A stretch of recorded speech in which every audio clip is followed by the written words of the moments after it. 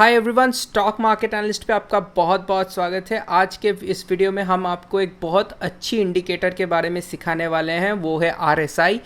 पहले हम बोल देते हैं कि फ्राइडे का जो हम निफ्टी बैंक निफ्टी का एनालिसिस देते हैं उसमें हमने बोल दिया था कि मंडे को 21,400 सी पे नज़र रखना, और वो 21,400 सी मंडे 190 रुपये से 480 में जाके क्लोजिंग दिया, तो उसमें आपका 150% की प्रॉफिट एक दिन में आ गई। और हमने बोल भी दिया था कि आपको पैसा मिनिमम 2 गुना कर देगा, 2.5 गुना कर दिया। तो उसमें जिसने कमाया है, जिसने काम किया है, वो आप कमेंट में लिख सकते हैं। और हमारे निफ्टी बैंक निफ्टी एनालिसिस अभी तक जितना हफ्ता गए हैं, मैक्सिमम वीक्स में वो अच्छी खासी काम की है। और जो एक वीक में उसने नहीं काम किया था, हमने उसको आके बोल दिया था कि ये घूम रही है, तो उसमें भी हम लोग एनालिसिस आपको वीक के बीच में प्रोवाइड कर देते हैं। ऐसी सपोर्ट रहती है। और इसी चक्कर में हम कल के व्यू भी दे देते हैं कि आए हैं तो बोल ही देते हैं कि कल मुझे लग रहा है बैंक निफ्टी गिरेगी, और बैंक निफ्टी का अभी का लिए करेक्शन की बॉटम लगने वाली है 21,070, क्योंकि इसमें जो पैटर्न अभी दिख रहा है ये बहुत स्पीड से इसकी करेक्शन हो रही है। और बहुत जगह में आपको दिखेगा कि आप बोलेंगे कि वॉलेटिलिटी थी, ये थी, वो थी, लेकिन मुझे जैसे दिख रहा है कि ये 10,800 से 11,300, इसकी 11,310 जो इसकी रेजिस्टेंस थी, वो हमने निफ्टी वीकली लेवल में ही लगा दिया था कि आप निफ्टी का वीकली लेवल पिछले वीडियो में दिया हुआ है, इसमें 11,310 में हम लिख दिए थे कि मोस्ट लाइकली इस एक्सपायरी तक यहीं वाला लेवल्स रहेगा। तो उसी के हिसाब से आज 11,305 अब देखिएगा चार्ट में, वहीं पे जाके ये इसने रिटर्न दिया है। तो ये पूरी मूवमेंट एक्सपेक्टेड थी। और इसमें जो आप देख रहे हैं, इसमें एक करेक्शन वाली पैटर्न बन रही है, जो पैटर्न अगर आप बैंक निफ्टी का चार्ट देखेंगे तो उसमें और बेहतर नज़र आएगा, क्योंकि बैंक निफ्टी वीक है तो इसमें बेहतर नज़र आता है। और मुझे लग रहा है कल भी नीचे ही जाएगा, 21,070 कल आराम से आ सकता है। और उसके बाद हम देखेंगे, अभी कोई ट्रेडिंग की रिकमेंडेशन नहीं है, इसको इस एक्सपायरी तक देख लेना बेहतर रहेगा। और बाकी जो छोटे मोटे ट्रेडिंग वाला काम होता रहता है वो होता रहेगा, लेकिन मुझे लग रहा है कोई बड़े पोजीशंस अभी बनाने नहीं चाहिए। और हमने वीकेंड में मतलब संडे को जो स्टॉक्स के बारे में बात किया था, वो लारू स्लैब्स का स्टॉक मंडे 10% दिया। श्री सीमेंट 19,000 में बात किए थे, अभी 19,800 चल रहा है। टाटा कंज्यूमर मंडे तो ऊपर गया था लेकिन आज नीचे चला आया है। ऐसे हमने बहुत सारे स्टॉक्स के बारे में बात किया था, वो वीडियो बहुत लोग मिस किए हैं, वो देखेंगे तो अच्छा रहेगा, क्योंकि उसमें सारे स्टॉक्स जो बताए हैं वो इन्वेस्टिंग पर्पस और लॉन्ग टर्म 2-3 महीना का ट्रेडिंग पोजीशन के लिए भी अच्छा है। और आज का जो वीडियो इसमें आज अभी चले आते हैं, ये है आरएसआई के ऊपर। आरएसआई के ऊपर आप बहुत सारे वीडियो देख चुके होंगे। आरएसआई क्या है आपको अगर नहीं पता है तो ये एक रिलेटिव स्ट्रेंथ इंडेक्स, मतलब आरएसआई इसका फुल फॉर्म ये है।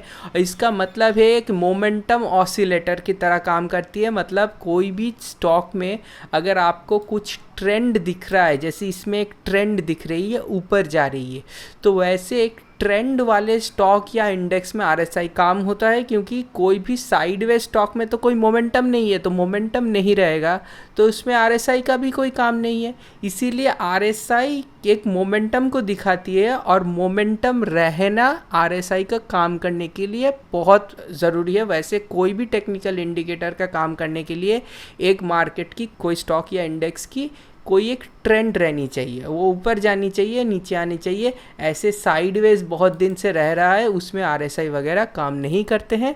लेकिन आज हम आपको दिखाएंगे कि आरएसआई को यूज़ कैसे किया जाता है, क्योंकि बहुत सारे इसके यूजेस दिए होंगे मार्केट में, लेकिन एक सिंपल यूज़ जो है वो है आरएसआई की लेवल्स को आपको देखनी है। जैसे आप यहाँ पे आ जाते हैं ट्रेडिंग व्यू में, आरएसआई सबसे अच्छा दिखता है। देखिए इसमें आरएसआई की 2 जोन ड्रॉ किए हुए हैं। कोई भी इंडेक्स के लिए आरएसआई सिर्फ एक ही चीज़ याद रखिएगा कि ये जो ऊपर नीचे जा रही है, इसके जोन को आप ऐसे सेटिंग्स में जाके उसको चेंज कर सकते हैं। और 70-30 ये इंडेक्स के लिए माना जाता है। कैसे होता है बता देते हैं। जैसे कि ये निफ्टी का, बैंक निफ्टी का इंडेक्स है, तो ये आरएसआई पहली बात है कि डे चार्ट में और घंटा के चार्ट में यूज़ किया जाता है।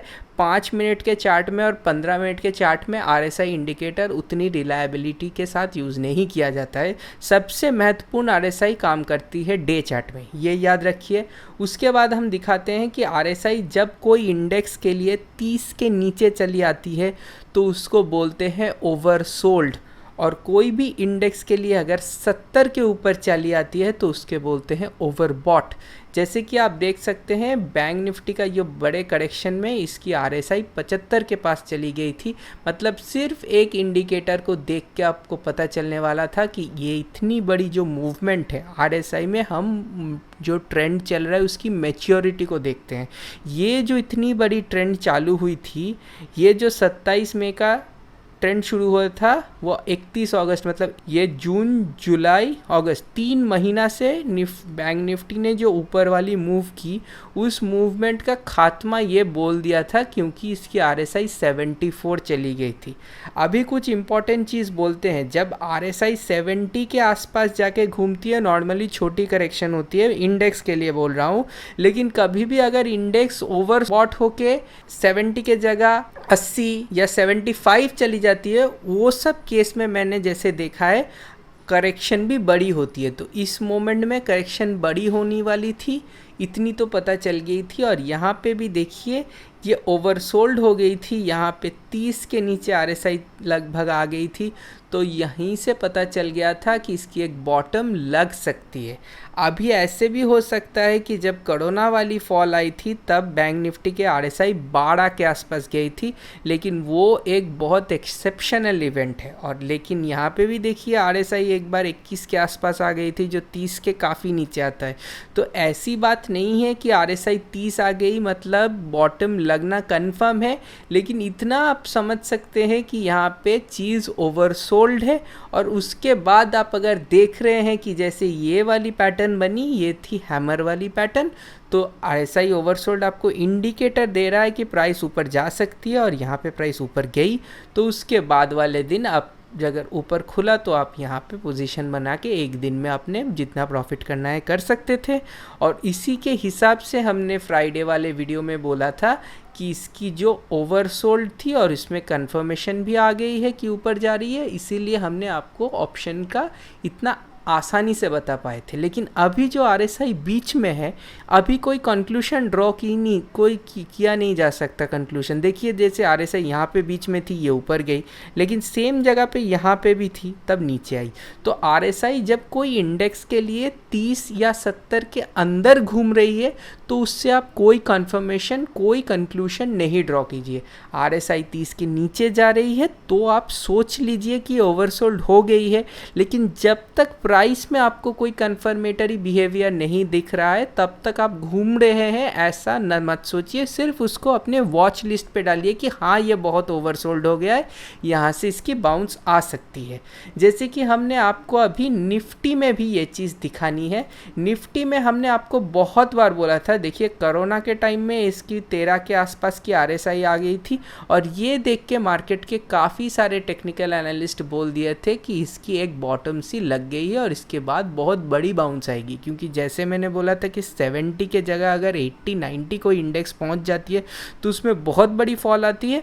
जैसे आपने नैस्डैक में भी देख सकते हैं, कुछ दिन पहले हुआ था, उसमें भी RSI बहुत ओवरबॉट हो गई थी, उसका चार्ट भी दिखाएंगे।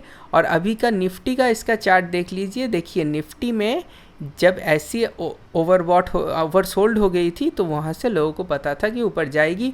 और देखिए निफ्टी जब भी ये 70 के आसपास जाती है, 70 के आसपास से इसकी करेक्शन आती है, यहाँ पे भी वैसा हुआ। और इतनी बड़ी करेक्शन आने के बाद देखिए थर्सडे वाले दिन इसकी RSI चली गई थी 30 के आसपास। यहाँ से भी बहुत लोग बोल दिए थे कि इसकी एक बॉटम लग गई है। तो RSI स्टॉक्स पे कैसे काम करते हैं वो देखेंगे। सिर्फ एक बार नैस्डैक का चार्ट देख लेते हैं। ये आया नैस्डैक कंपोजिट का चार्ट देख लेते हैं। ये आया नैस्डैक में आप देखिए RSI इंडेक्स होने के बावजूद इसकी RSI 80 के आसपास चली गई थी, इसीलिए इसमें इतनी ओवरबॉट होके इतनी बड़ी करेक्शन दी है। ये 2 सितंबर को ये RSI बहुत ख़तरनाक जगह में बहुत ओवरबॉट हो गई थी, और इसी टाइम में जो लोगों को टेक्निकल एनालिसिस आती है वो लोग समझ गए थे कि इसकी चार्ट ख़राब हो चुकी है और कभी भी ये गिर सकती है। तो ऐसे ही RSI एक चीज़ है कि कोई भी स्टॉक या इंडेक्स की जो ट्रेंड चल रही है उसकी मैच्योरिटी को इंडिकेट करती है। बेसिकली ये ट्रेंड घूमने वाला है उसके पहले आपको एक वार्निंग सा दे देती है कि अभी निकल जाओ, अभी निकल जाओ, टाइम है, अभी निकल जाओ। या अगर आपने नहीं निकला, यहाँ पे सोचिए आपके नैस्डैक में पोजीशन है लेकिन नेक्स्ट दिन आपको ये रेड कैंडल दिख गई, तो आपको पता होना चाहिए कि हाँ आरएसआई ओवरबॉट है, हाँ आज नीचे आ रही है, तो अभी निकल जाना चाहिए। क्योंकि आप पीछे से कहीं से भी लिए होंगे तो आप तो बहुत सारे प्रॉफिट में है।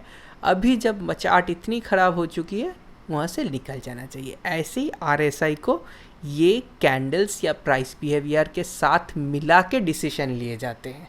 जैसे कि हमने बैंक निफ्टी में आपके लिए लिया था, फ्राइडे की एनालिसिस में बोल दिया था कि आपको बैंक निफ्टी का चार्ट एक बार दिखा देते हैं। ये वाली में आरएसआई ओवरसोल्ड थी, फ्राइडे में दिख गया कि हाँ प्राइस ऊपर जा रहा है, तो आपको बोल दिया मंडे 21,400 इसका टारगेट टेक्निकल एनालिसिस के हिसाब से लगा के हमने बोल दिया मंडे 21,400 तो मिनिमम जाएगा। उसके ऊपर 200 पॉइंट एक्स्ट्रा लगा दिया, वो बोनांजा है, किसी ने लिया होगा किसी ने नहीं लिया होगा। 21,400 तक भी लगभग पैसे दुगने हो गए थे, उसके ऊपर जिसने खाया है उसका तो बोनस था। तो ऐसे ट्रेडिंग की जाती है और ऐसे आरएसआई इंडिकेटर को प्राइस के साथ मिला के काम किया जाता है। अभी हमने आपको दिखाते हैं कि कैसे हम आरएसआई के हिसाब से और एक डिसीजन लिए थे जो ये स्टॉक में है, और स्टॉक में आरएसआई 80 और 20 के हिसाब से चलती है। मतलब स्टॉक के लिए इंडेक्स में जो 70-30 होती है वो आरएसआई स्टॉक के लिए 20 के नीचे ओवरसोल्ड और 80 के ऊपर ओवरबॉट हो जाती है। तो अभी ओवरसोल्ड हम दिखाते हैं। ये चार्ट है भारती एयरटेल, ये अभी बेरिश चार्ट है लेकिन इसमें बीच बीच में बाउंस आते रहेंगे, उसमें आप मज़ा ले सकते हैं। और इसकी हमने बॉटम लगा दी थी 420 के आसपास, क्योंकि देखिए ये 420 में जो इसकी सपोर्ट है वो पहले भी 2 बार यहाँ पे सपोर्ट ले चुकी है, एक कोरोना के पहले और एक कोरोना के बाद। तो ये वाला जो भी ओवरसोल्ड होके आया था, ये 420 में आपको एक मौका दिया था नीचे लेने का। और 420 के आसपास अगर हम आरएसआई देखें तो इसकी आरएसआई आ गई थी 27 के आसपास, जो लगभग 30 के आसपास तो है। और आप देख सकते हैं कि पिछले कोई भी एक स्टॉक के लिए हालांकि 20 के नीचे उसको ओवरसोल्ड बोलना चाहिए, लेकिन जो अच्छी क्वालिटी के स्टॉक्स होते हैं वो नॉर्मली 30 के आसपास भी आने से उसको ओवरसोल्ड बोल सकते हैं। जैसे कि रिलायंस में अभी कभी 30 के आसपास आरएसआई आ जाती है तो उसको बोल सकते हैं। और ये वाली जो बॉटम लगी थी यहाँ पे भी आरएसआई 30 के आसपास ही थी, तो यहाँ पे भी सेम है। तो इसमें हम और एक कंक्लूशन ड्रॉ कर सकते हैं। मतलब इसमें पता चला कि आरएसआई की जो वैल्यूज़ होती है स्टॉक के लिए 80-20 और इंडेक्स के लिए 70-30, ये एक कंपैरिजन है। और दूसरी कंपैरिजन है आरएसआई की खुद की वैल्यू के साथ उसी की प्रीवियस वैल्यू। जैसे पहले 420 आया था तो आरएसआई कितनी थी, अभी 420 आया है तो आरएसआई कितनी है। अगर सेम सेम है तो दोनों टाइम में ओवरसोल्ड है, और वहाँ से पिछले बार भी बाउंस लिया था तो अभी भी बाउंस ले सकती है। ऐसे करके जो टेक्निकल प्राइस बिहेवियर है उसके साथ आरएसआई को स्टॉक्स के केस में भी हम लोग जुड़ के बोल सकते हैं। अभी और एक चीज़ हम बता देते हैं कि आरएसआई में फाइनल जो चीज़ होती है वो आरएसआई की एक्सेप्शंस बोल देते हैं। कि एक्सेप्शंस कब है, एक्सेप्शंस ऐसे हैं कि 5 मिनट के चार्ट में या 15 मिनट के चार्ट में इतनी एक्यूरेटली काम नहीं करती है।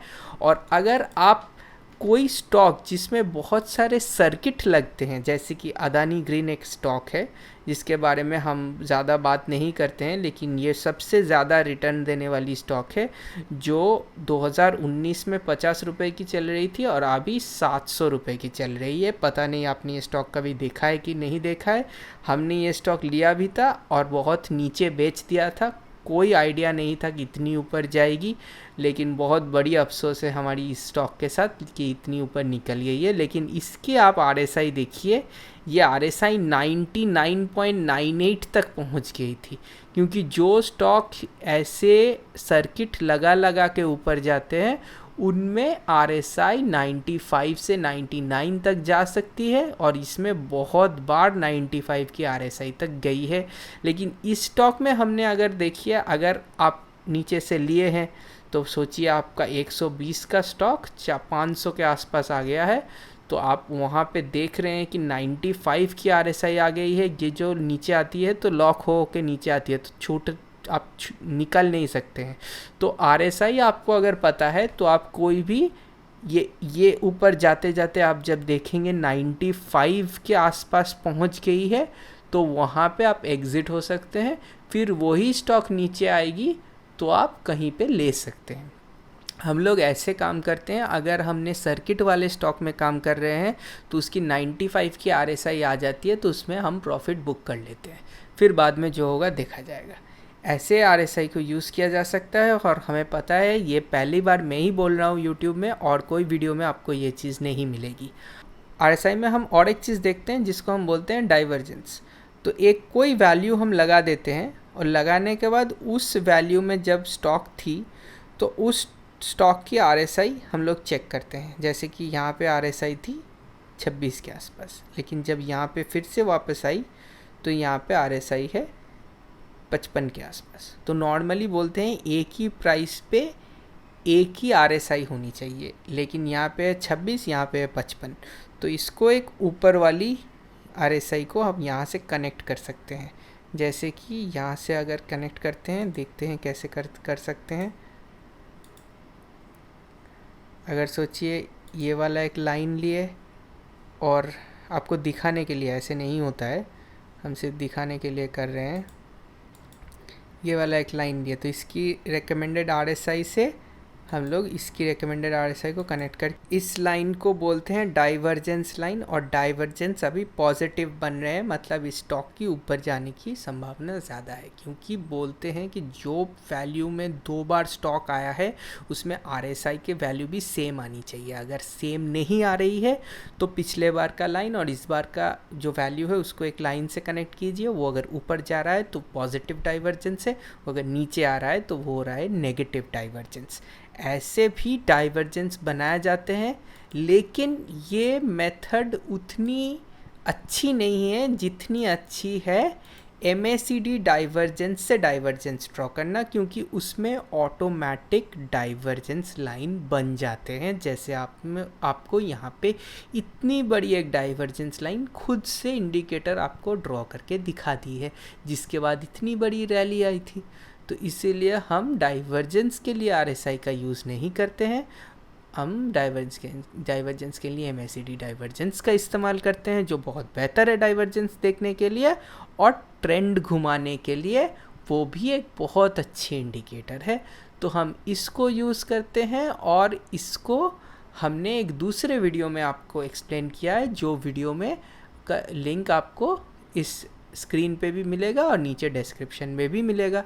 तो इस वीडियो के लिए इतना ही। RSI आपको अच्छी लगी होगी, RSI समझ में आई होगी तो ज़रूर लाइक कीजिएगा वीडियो को, और अपने ट्रेडर दोस्तों को समझाइएगा कि ये ऐसे RSI का काम होता है, उनको वीडियो का लिंक शेयर कर दीजिए।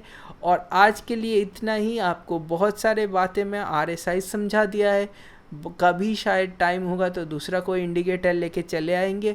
तो उसके लिए एक बार लाइक करके सब्सक्राइब करके रखिएगा, और हफ्ता हम लोग स्टॉक स्पेसिफिक और इंडेक्स वाले वीडियो तो बना ही देते हैं, तो उसके लिए भी सब्सक्राइब करके रखिएगा। इस वीडियो के लिए इतना ही। नेक्स्ट वीडियो में फिर से मिलते हैं, बहुत सारे बातें करेंगे। धन्यवाद।